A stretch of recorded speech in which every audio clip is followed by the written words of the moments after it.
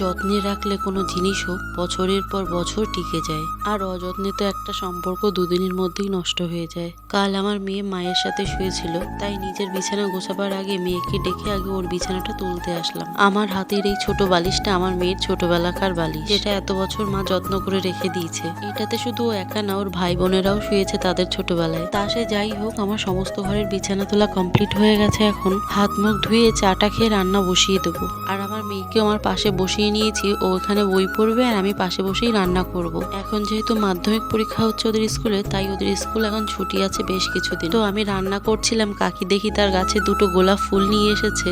দেখো গোলাপ দুটো কত বড় আর কি সুন্দর কালার। জানো তো, আমার এই গাছ লাগাবার শখও কাকির থেকে দেখেই শিখেছি, কারণ কাকির ছাদে নানান রকম ফল ফুলের প্রচুর গাছ আছে। আমাকেও প্রচুর গাছ দিয়েছে এবং এখনো দেয়ও।